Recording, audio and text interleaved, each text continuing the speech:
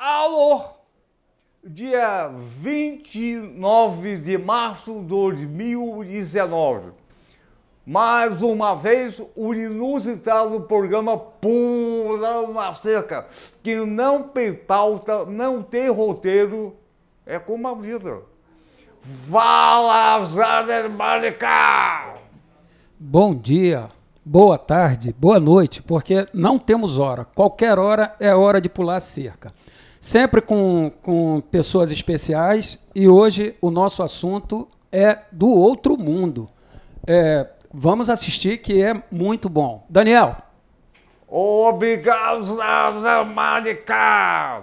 Olha só, pulando a cerca, por cima, pelo meio, por baixo, porque a gente enxerga do outro lado. Quando tem uma muralha, não consegue enxergar. Mas pulando a cerca, eles enxergam do outro lado. E o outro lado tem educação, saúde, justiça, lazer, cultura, então, e democracia, claro. Então, o Pulando a Cerca é um pequeno programa, uma grande bandeira. O apresentador do programa sou eu, Daniel Sultorianço, médico.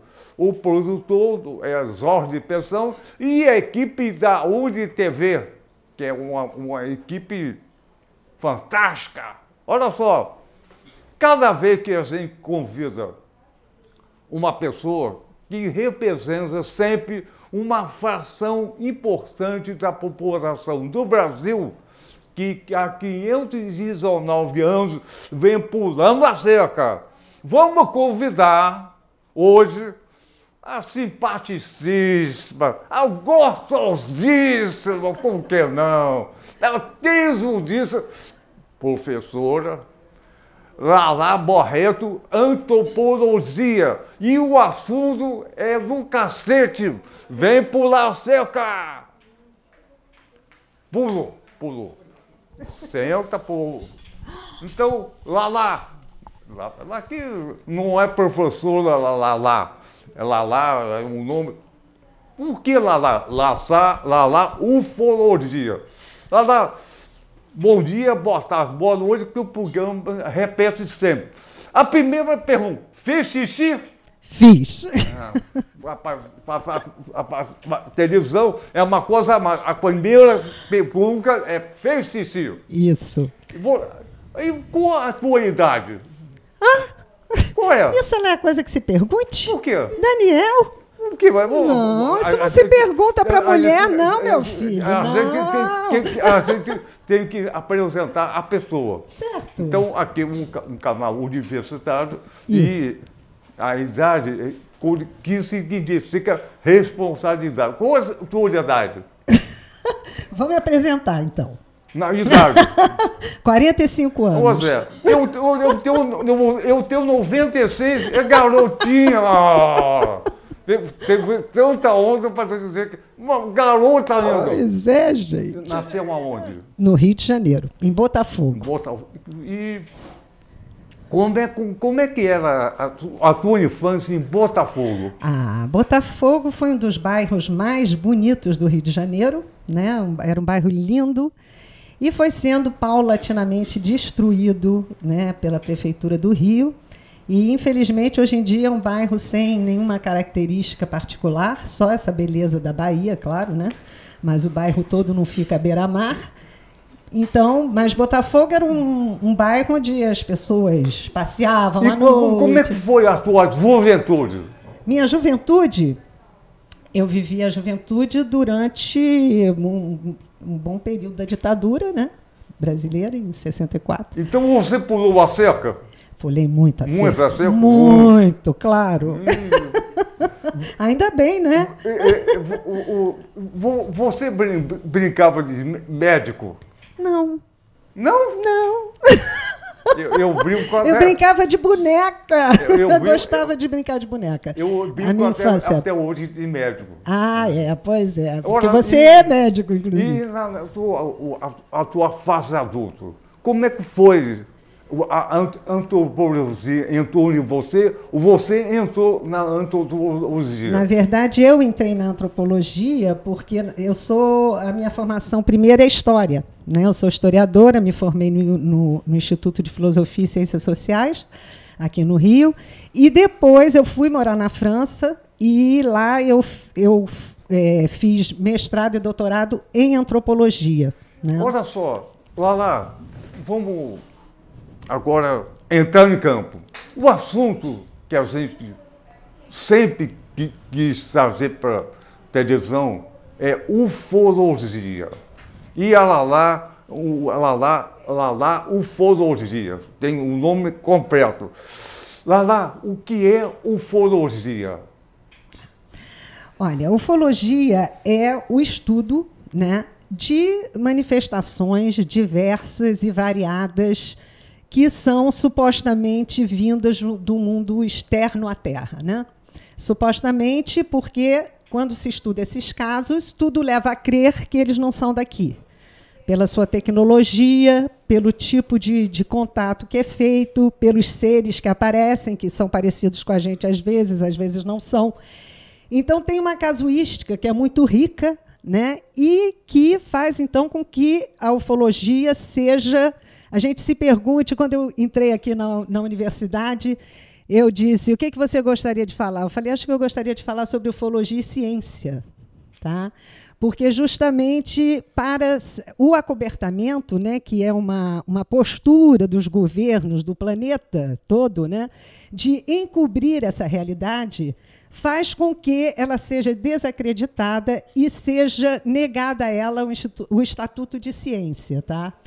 Por quê? Porque na ufologia você não pode provocar o fenômeno, quer dizer, você não pode submeter ele a um estudo, você não pode repetir o fenômeno. Então, isso para a ciência é banido. Né?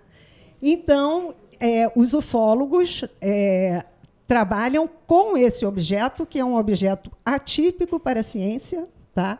E que a ciência deixa para lá, mas não nós. Nós tentamos métodos, né? Tentamos ter uma racionalidade no estudo desses fenômenos. Lala, eu vou perguntar o seguinte. Por que esse acobertamento? Então, parece que não existe. E quando tenta existir, se acoberta tudo. Parece que não acoberto. Mas eu acho que tem uma razão do governo. Eu acho, além da ciência, se houver disco voador ou outra pessoa de outro planeta, a religião coloque que Deus fez a Terra. E assim vai. Se aparecer estrutura de outro planeta, Deus acaba sendo complicado. E a religião começa a ficar complicado também. Então, parece, além do governo no mundo todo, a questão, além da ciência, a colocação científica, a questão da religião que comanda o mundo. E se apareceu um disco voador, e agora? Quem foi o Deus que fez o planeta? Que fez o homem, e assim foi. Não tem a ver isso? Tem a ver, sim. Embora não, no meu modo de entender, não são as religiões que são as responsáveis pelo acobertamento. Inclusive, o Papa Francisco, há uns 4 anos atrás, ele veio a público, né, dizer que nós, em breve, estaríamos tendo a certeza de que nós estamos sós, né, e que ele achava, o Papa, dizia que toda a criação é criação divina, né, e que é para nós nos acharmos muito grandes, né, sermos os únicos, né, na criação de Deus. Então, inclusive, existe uma parte da ufologia, que é a chamada ufologia espiritualista, né, que busca as explicações nas religiões. Eu acho que a questão do acobertamento está mais ligada ao poder, né, ao poder político, no planeta. Por quê? Porque esses fenômenos apresentam uma tecnologia muito avançada, quer dizer, o país que conseguir saber mais sobre essas tecnologias terá mais poder sobre os outros, e no nosso planeta é isso que conta. Eu acho que é mais uma questão de poder político do que religioso. Então, a questão da religião, muito recentemente, o Papa declarou, o Papa Francisco, que é sul-americano, deve ter visto também, de voador na Argentina, no Vaticano, ele conseguiu falar isso. Mas durante séculos nunca se falou. Era proibido. O cara cortava a cabeça de falar. O Papa Francisco tem uma outra postura em relação. A igreja falou que o mundo, o universo, Deus está no universo. Ele colocou uma verdade bem superior. Que Deus só estava na Terra e colocou no universo. Então, abriu o caminho. E a questão de ciência política, você acha que o disco voador, em tese, vai passar tecnologia com um governo que fosse para dominar o planeta? Não sabemos. Não sabemos se eles passariam tecnologia ou não, ou se eles já estão até passando tecnologia, não sabemos. Existem locais nos Estados Unidos que são quase que comprovadamente locais de estudo de engenharia reversa, que é o que a gente chama, quando existem aparelhos, artefatos, vestígios de todo tipo, que podem ser estudados e se extrair conhecimento disso, né?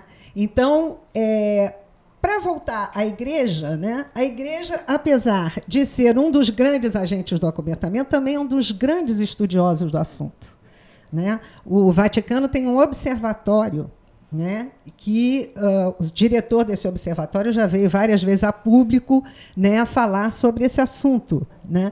Então, essa questão da igreja, e a igreja, pelos seus agentes sociais inseridos realmente na vida cotidiana das pessoas, se você for pesquisar numa igreja, né, os registros do pároco, você provavelmente vai encontrar esses tipos de relatos, como outros tipos de relatos que a igreja tem o controle da informação, realmente, né? Hoje em dia, muito menos, mas quando a igreja era hegemônica no Brasil, não é? Isso os registros das igrejas são muito ricos para tudo, inclusive para isso. Olha só, então, lá, parece que as instituições do Estado, igreja, todo mundo acoberta, mas estuda. Claro. Vai para cá e vem para cá. Isso. Sim. Uhum. Então, olha só, eu pergunto, você já viu o disco voador? Ah, que ótima pergunta. Calma, eu vi para perguntar exatamente a você. Ótima pergunta. Olha, eu acredito em disco voador desde que eu sou criança. Meu pai era professor de filosofia, era um homem que olhava o espaço, se perguntava sobre a vida fora da Terra, e eu, desde criança, sempre tive essa certeza, né? E sempre o meu interesse sempre foi por fases. Tinha fases que eu começava a me interessar por aquilo, estudava, lia tudo, daqui a pouco eu esquecia. E há 10 anos atrás, eu voltei a me interessar pelo assunto, e aí eu comecei a realmente estudar, né? Aí realmente a escrever, a fazer palestras sobre esse assunto, né? E qual foi mesmo a sua pergunta? Me perdi. Você já viu disso? Se eu já vi. Não vi. Quer dizer, muitos pesquisadores acham que o próprio interesse que te leva sem nunca ter visto é uma forma de contato. Quando você tem um interesse que você não tem comprovação nenhuma, realmente aquilo te parece que você está tendo alguma relação com outra coisa. Vi uma luzinha muito pouco convincente, porque eu faço uma pesquisa no Maranhão, tá? Numa ilha, em que durante toda a década de 70, e tinha umas 15 famílias aparentadas que moravam ali, e essas pessoas foram visitadas por luzes e discos voadores durante toda a década de 70. Tá? Então, a minha pesquisa é lá. E um dia eu estou lá fazendo pesquisa, entrevistando as pessoas, daqui a pouco eu estou voltando para casa, eu falo, lá, você é louca, o que você está fazendo aqui? Você nunca nem viu nada no meio desse mato. O que você está fazendo aqui se nada disso for verdade? Aí eu entrei para casa, não sei o quê, caiu a noite, daqui a pouco tinha um rapaz que estava fazendo as imagens para mim. Lá, desce correndo, não sei o quê, desceu todo mundo da casa. E aí, realmente, eu vi uma luz, uma estrela, né, pequena, longe, só que ela começou a fazer, realmente, movimentos erráticos que não tem explicação. Isso está, inclusive, filmado. Foi a única coisa que eu vi, e eu acho que os ETs ainda estão me devendo alguma coisa mais convincente, porque eu não me convenci totalmente, né, porque era uma coisa um pouco longe.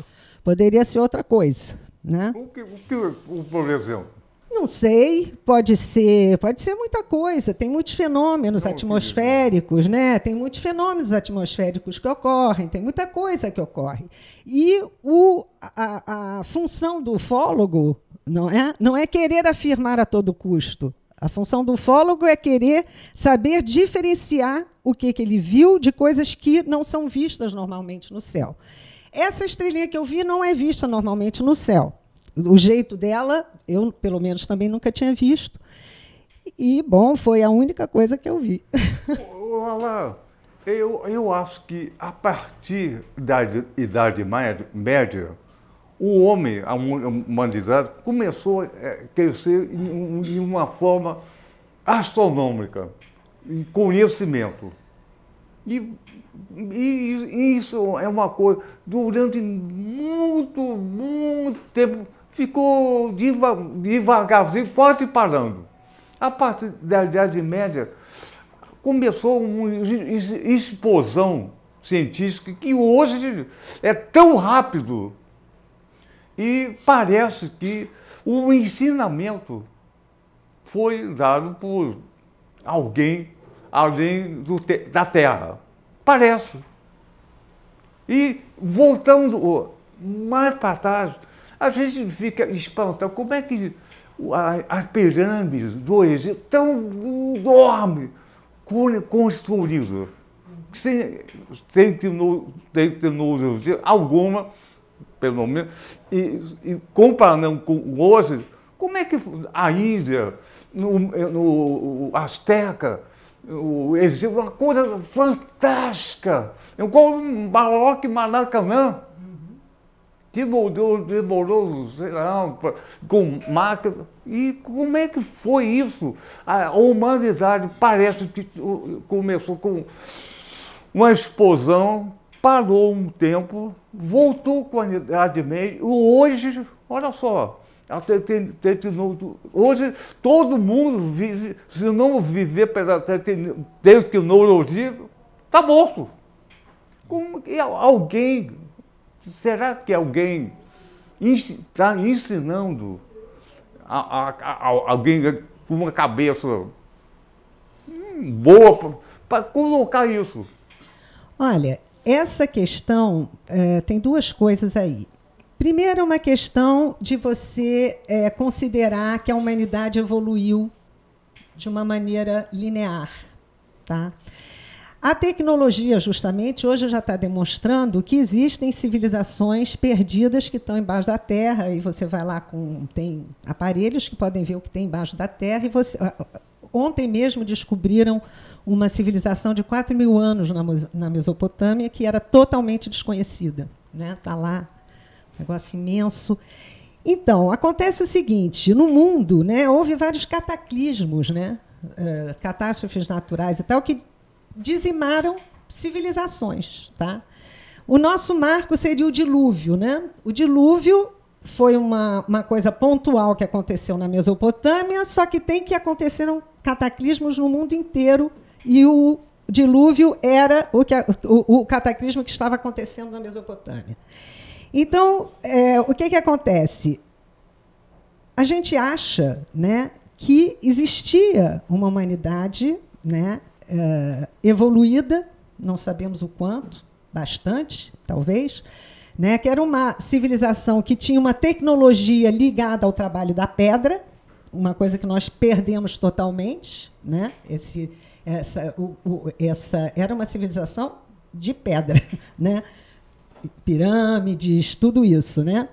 Então, o que acontece? Esses cataclismos dizimaram essas populações, tá? E os sobreviventes já sobreviveram com uma coisa empobrecida do que tinha antes, tá?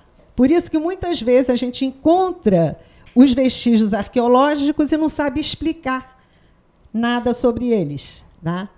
A gente fica impressionado, mas é porque, por exemplo, a civilização egípcia, nós podemos pensar que aquelas pirâmides já estavam lá quando os egípcios chegaram lá.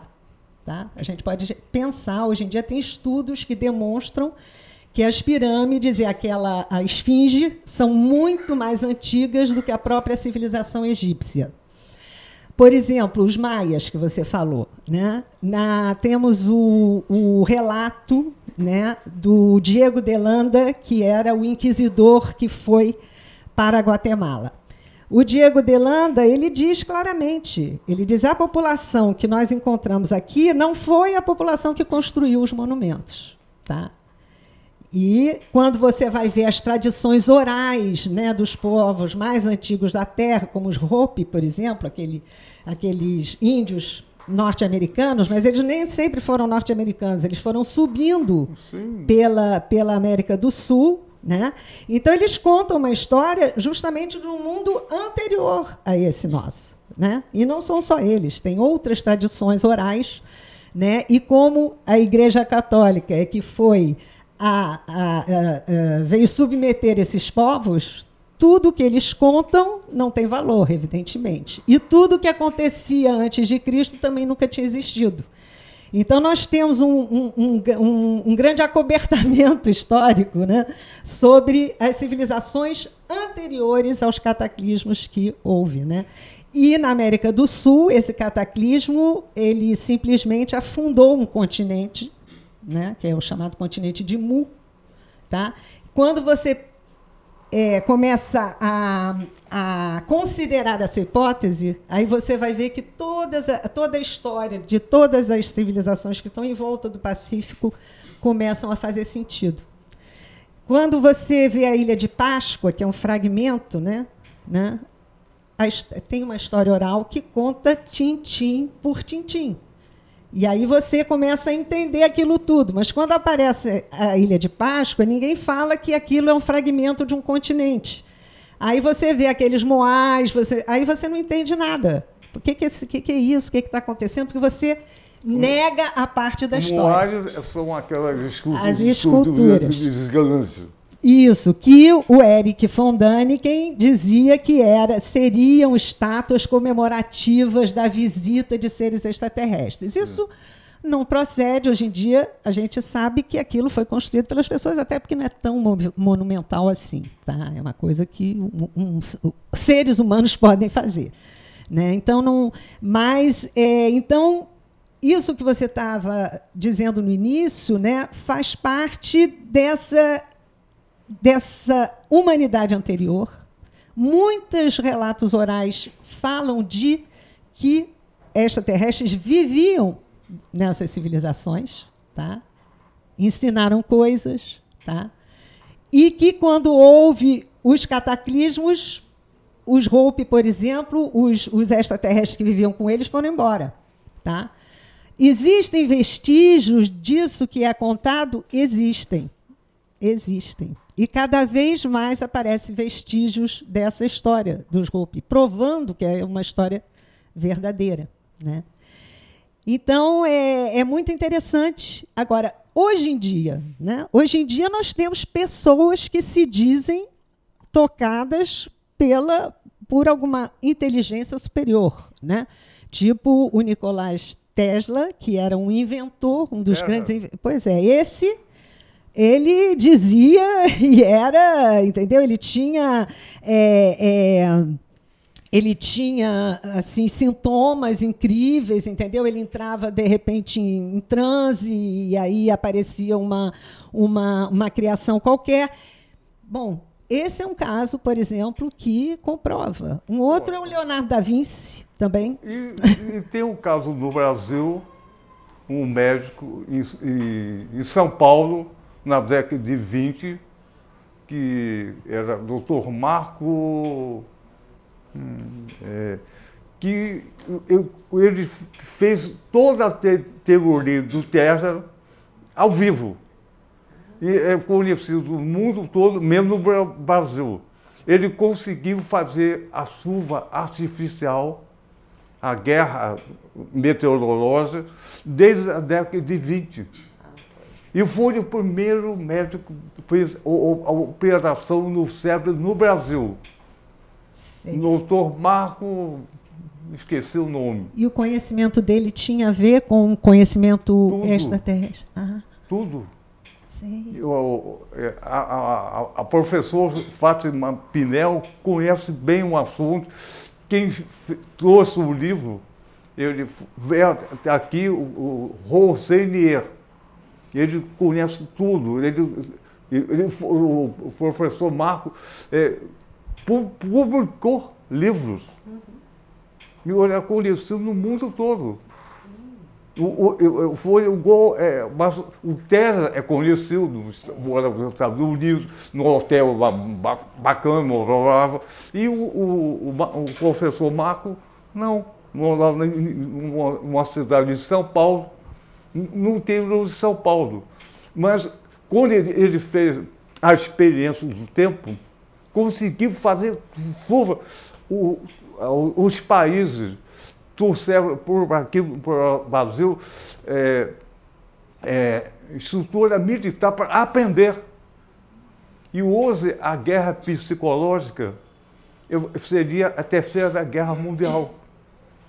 Se você consegue colocar deserto no Bahia ou chuva, se colocar chuva no rio, daqui a pouco a montanha derruba.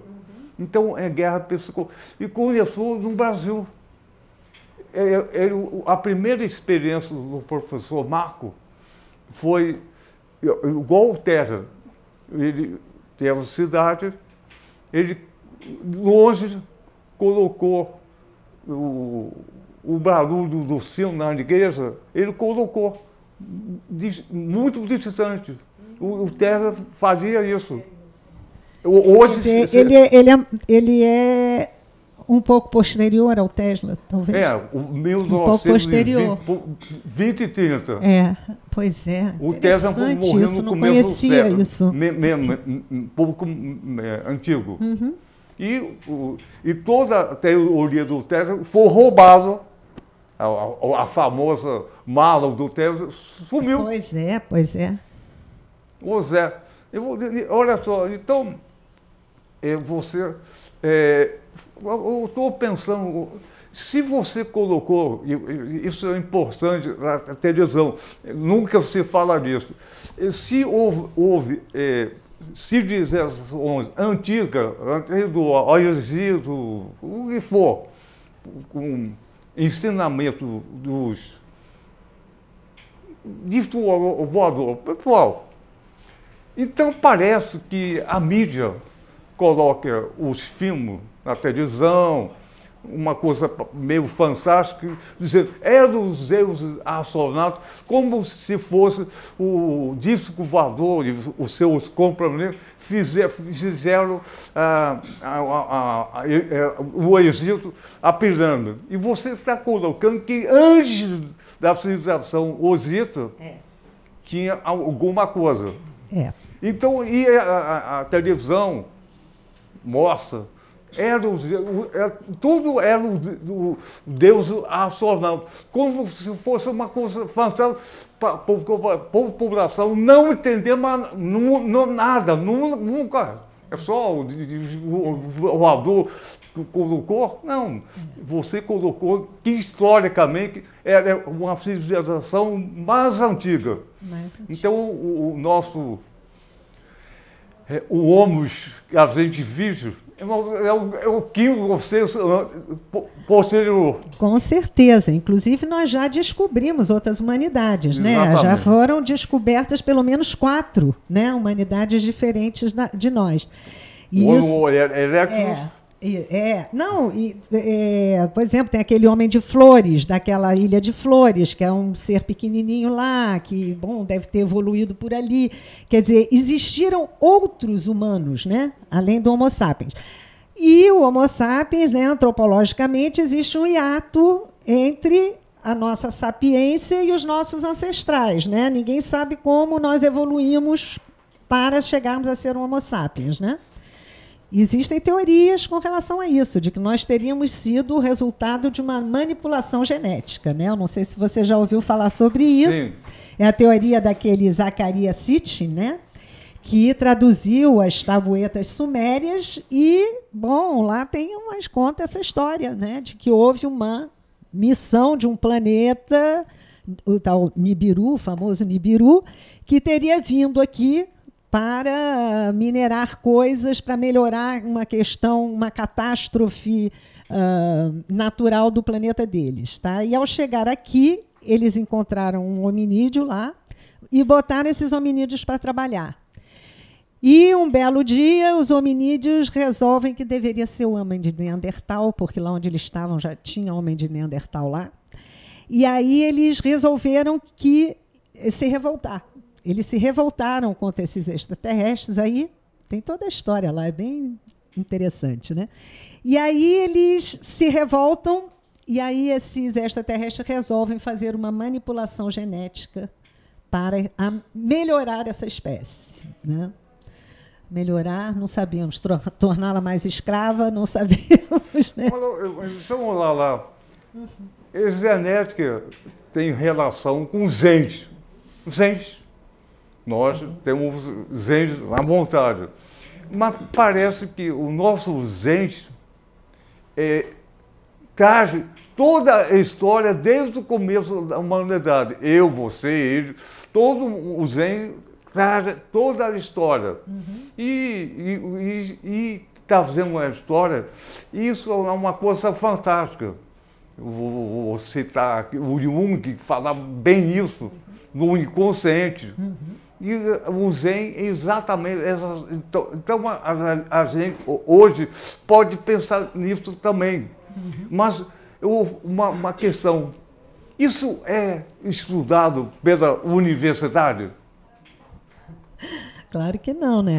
A genética até é, né? A genética é estudada Sim. pela universidade, mas não sobre essas coisas específicas que a gente... Eu acho que se estuda essa questão da passagem do Homo erectus para o Homo sapiens, e se estuda tudo isso, né? Mas a questão anterior, por isso que a gente está pulando a cerca. Pois é. Nós estamos pulando a cerca na humanidade anterior do anterior.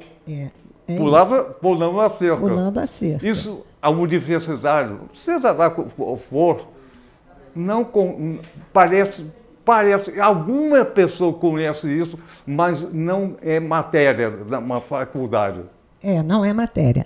Não é matéria na faculdade, acho que nenhuma faculdade do mundo. Pois é, então a faculdade também é coberta. A coberta, claro, porque a faculdade, a universidade é a representante da ciência, né? É a responsável pela transmissão da ciência. Se a ciência não aceita, está fora da universidade. Universidade significa universo.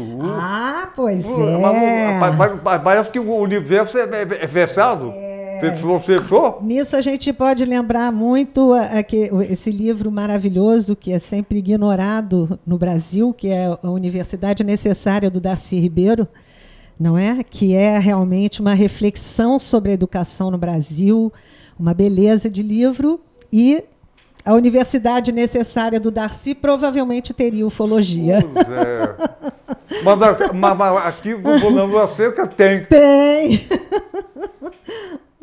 Tá ótimo. Então você viu um pouquinho, mas quer ver. E o relato? Temos vários milhões de relatos de aparição, isso, aquilo. Isso é engraçado, parece que é uma fantasia. A mídia coloca como uma fantasia. Eu acho que, primeiramente, né, nós somos uma humanidade que colocou o homem sob suspeita, né? O homem é suspeito de tudo. Se você diz uma coisa, você pode estar mentindo, né? Você pode estar inventando, não é isso? Então, o homem é colocado sob suspeita.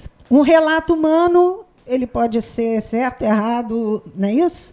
Entretanto, né, a quantidade de relatos, né, faz com que exista uma coerência, tá, desses relatos. Existe uma coerência neles, uma racionalidade. Tá? Então, hoje em dia, com o estudo amplo da casuística, você já pode saber o que é um relato verdadeiro, o que é um relato falso. Né? A gente já tem como, pela estrutura do que é contado. Né? Tá? Em geral, as pessoas contam a mesma coisa, né? O mesmo tipo de coisa. Contado e fotografado e filmado. E filmado. Além do que, né, no nosso país, nós somos talvez o único país no mundo, né, em que houve uma missão governamental para investigar fenômenos totalmente únicos até hoje na casuística mundial. Né? Porque foram ataques, as pessoas foram atacadas por objetos, isso tudo foi fotografado, houve laudo médico, tudo isso é provado. Né? Mas você é psicanalista, você sabe o que é a denegação. Né? Eu acho que a denegação, quer dizer, a maneira de negar uma evidência que não é desejada, é talvez o mecanismo psicológico mais forte que existe com relação a essa questão da vida fora da Terra. Né? Então, eu acho isso muito interessante, né? Porque é um mecanismo psicológico humano que se expressa de maneira coletiva. Né? O que você acha disso? Vou te entrevistar agora. Não, pode ter à vontade. Olha só, vou voltar a você. Quando você tinha 7 anos, você começou a sacar que existe outra coisa, além do céu e da terra, em relação ao teu pai. O teu pai parece que foi uma pessoa importante nessa visão. Como é que foi a tua primeira experiência com 7 anos? Experiência ufológica? Como eu estou te falando, a experiência ufológica que eu tive e que tenho até hoje é um interesse que me leva a ir no meio do mato, no Maranhão, pesquisar. Não, como é que foi a tua primeira experiência com 7 anos? Ah, tá. Isso eu posso dizer, sim. Né? Em Petrópolis, na cidade de Petrópolis. Morava em Petrópolis? Não morava em Petrópolis. Meus pais tinham uma casa lá, sim, que a gente passava as férias. Meus pais tiveram 12 filhos, né? Uma família muito grande. Um time de futebol. Então, em Petrópolis com meu pai, né? E meu pai olhando, mostrando para nós o céu, ele conhecia muito bem o céu, né? Mostrando as constelações e justamente fazendo essa pergunta: será que existe gente como nós lá?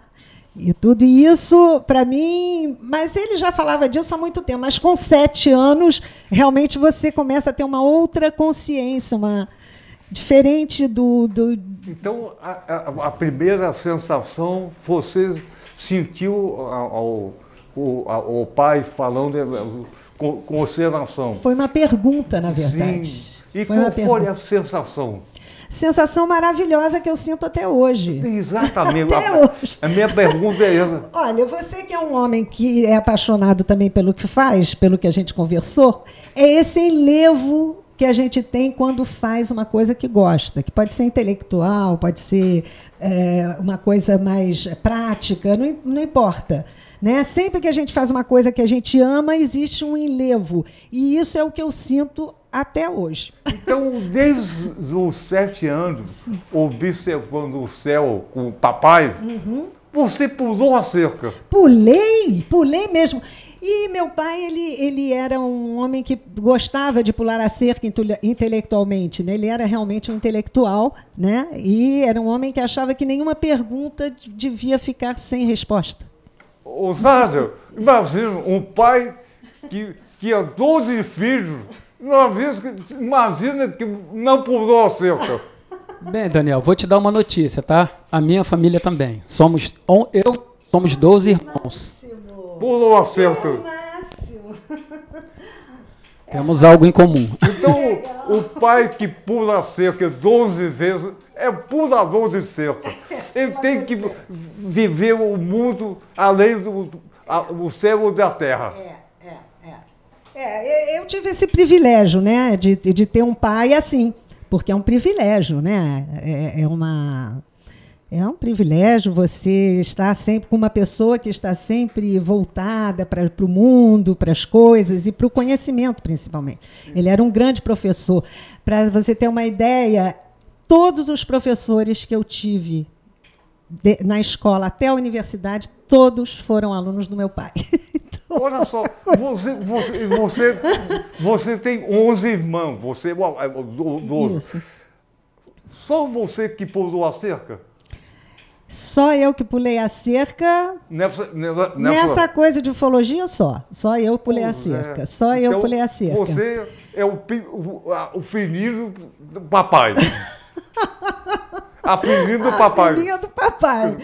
Meu pai não era muito um homem de assim, mas ele era um homem que... Assim como? Assim, de filhinha, não. Ele era um homem que queria que a sua filha fosse uma mulher inteligente, culta. Não era muito filhinha. Você tem 11 irmãos, você é 12. Qual é a tua série? É primeiro, segundo? Que etapa você está? Eu sou a 11ª. Ah, então... Eu sou a caçula das meninas. Ele pulou assim com 11 vezes para fazer uma. Ah, entendi. Entendeu, né? Bom, fez outras, né? Que fazem outras coisas. Sim, mas 11 pulados de cerca para fazer uma ufóloga. Que tinha relação com ele. Isso. Ah, agora eu entendi. Isso. Olha só, lá, eu acho que foi excelente, você, historicamente, o que você contribuiu para esse programa, que é uma explosão que a mídia não consegue nunca fazer, ou a coberta para nunca fazer. E a equipe aprendeu também, o espectador. Eu vou dar parabéns a você pelo teu pai, que demorou 11 vezes para fazer um. E ainda criou um, hein? Eu tenho um irmão queridíssimo que foi criado pelos meus pais. Porque somos 13, na verdade. Você pula a cerca também, igual o teu pai? Não, eu só pulei a cerca 2 vezes. Tenho 2 filhas. E as duas pula a cerca com você? Elas se interessam, né? Mas de uma maneira um pouco galhofeira, assim, né? Então, elas gostam de imitar a dublagem do History. Então, depois do programa Pulando a Cerca, as duas filhas vão sacar. Vai ser ótimo.